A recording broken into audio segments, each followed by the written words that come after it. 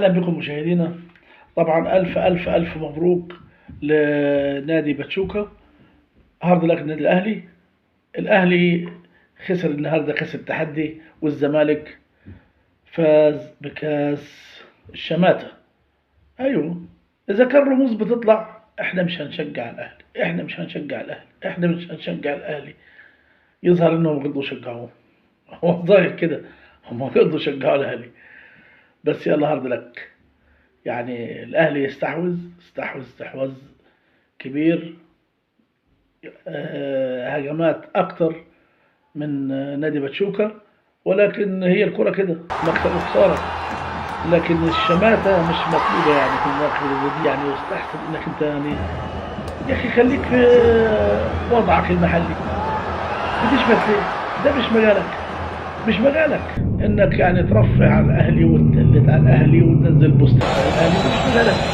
خليك في كاس رابطة، خليك في الدوري، خليك يعني دول لعيبه عالميين ومع بعض، واحد فيهم فاز وواحد فيهم هزم.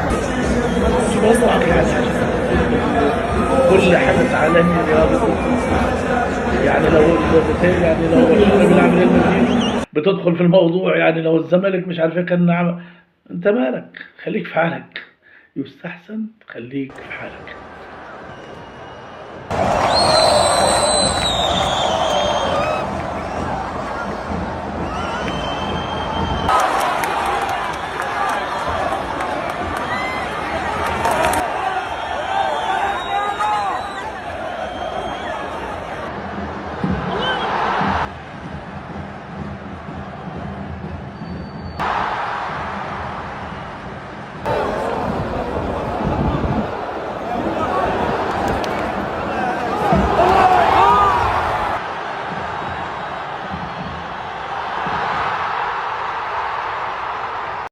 الاهلي النهارده خسر بضربات الجزاء، سواء كان الخطأ في الترتيب من ناحية المدرب، لأن ضربات الجزاء يعني المفروض كل أسبوع لعيبة بتتمرن عليها، ودي ما المشكلة دي مع الأندية المصرية كلها ومع منتخبنا كله، مش بس الأندية.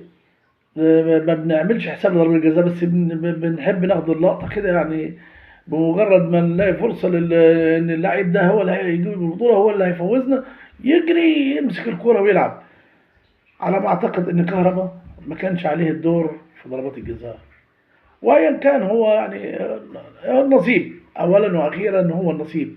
ولكن كان يستحسن إن كهربا ما يتقدمش، ما يشوتش الضربة دي، لأن دي الضربة دي ضربة الفوز، ضربة البطولة، دي ضربة المباراة.